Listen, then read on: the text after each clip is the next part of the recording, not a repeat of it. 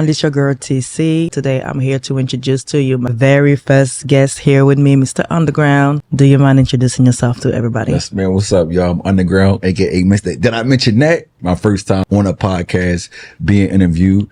It should be a good one. It should. Do you mind sharing with everybody else that don't know who you may be out here for us, who you are, what you do, if you like doing it? I love doing what I do, boxing media.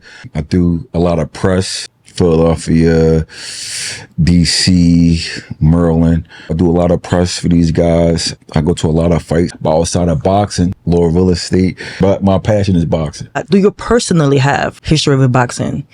When I was a kid, I boxed, then I stopped. I decided to go to the military. It changed my whole life around, but I never left the scene of boxing because my heart was always in boxing. So how do you go from wanting to be an athlete to wanting to speak and get stories out of athletes? When I got out of the military, I knew I couldn't box no more.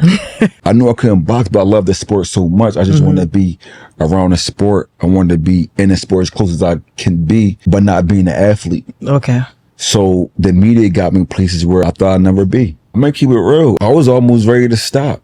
I actually cried because my passion for the sport is so crazy that when I stopped, I was like almost depressed, but I didn't have the support. How was it to meet the legend? So me watching Mike Tyson as a kid and seeing how dangerous and scary he is, he really like that in person. So at the same time, I'm like nervous. Like, I don't want to say nothing to trigger Mike. When I met him, it was just like, I didn't want to overwhelm him because to this day, Mike Tyson still get rushed and mobbed by fans. So I just try to make him feel as comfortable as possible with him talking to me. And I didn't want to over talk to him or get him irritated. So I just try to let him be who he was. Like let him talk to me as much as he wanted to talk to me without me doing so much talking. You seem to have a lot of experience. How long have you been doing that for?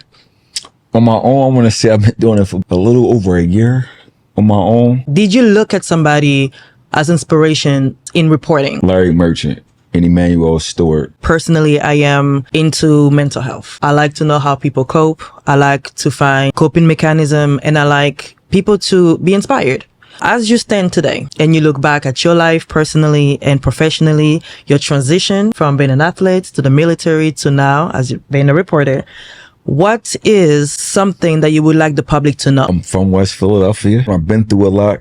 I've seen a lot. On my podcast, my brother up there is named Nell. We call him Nell. I got him right here on my hand. He introduced me to the sport and I fell in love with the sport. He meant so much to me. I lost him. It's like every day is like a trauma I'm going through every day over there. It's like I really never got over that. I just feel like he like my guardian angel. He always watching over me.